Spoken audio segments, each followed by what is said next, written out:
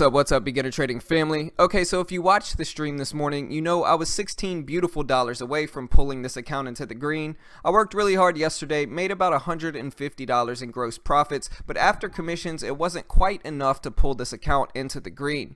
And so my goal for today was to make $20, because with the $20 gain, it would compensate for commissions plus the gain and actually bring my account into the green. And so that was the goal originally, and during the stream I failed. I had one green trade and one red trade, ending the stream up a beautiful 50 cents. And at least it wasn't a losing day in gross profits, but I still wanted more, and I really got impatient and wanted to bring my account into the green. And so I'm going to preface the rest of this video with this understanding. This next trade, I traded it terribly. I did wrong things, I made the wrong moves, and I ultimately took too much risk for this trade.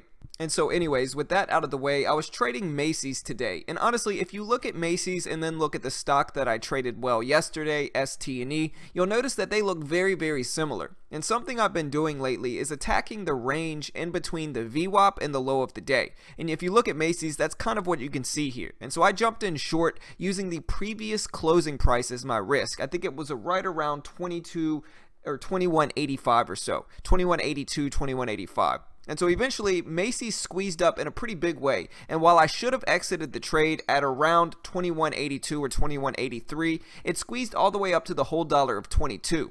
And like I said earlier, I got really stubborn with this one, and instead of selling it like I should have, I added to the position. I added 200 shares to the position and effectively averaged down. And I really don't recommend this. I think this is the wrong move to make for a trader. It might seem tempting if you can't accept a losing trade, but in this case, even though it worked out in the end, I should have exited the trade when it broke my risk. And so I added 200 shares, and I was very lucky to see this thing drop immediately afterwards. And so I ended up holding this one and making around $35 on the day from this trade. And so I actually think I pulled my account into the green, but I did it in the wrong way, and it's something I'm not necessarily happy with myself for.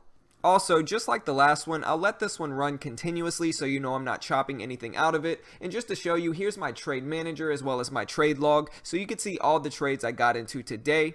Also, if you're interested in checking out TradeNet, they do have a sale on their base package, the intro package, where you can get it for 30% off at $350. And they operate like a prop firm, and so that's a pretty cheap deal because it comes with a funded account with $14K in buying power. There's no PDT rule, and there's a $700 max loss. But one of the ways I can use such small sizing on there is because if you use less than 300 shares, commissions are like $3 or $4 for a round trip. And so if you're interested in checking that out, I'll include a link as well in the description. And so thanks for watching, and I'll see you all tomorrow morning.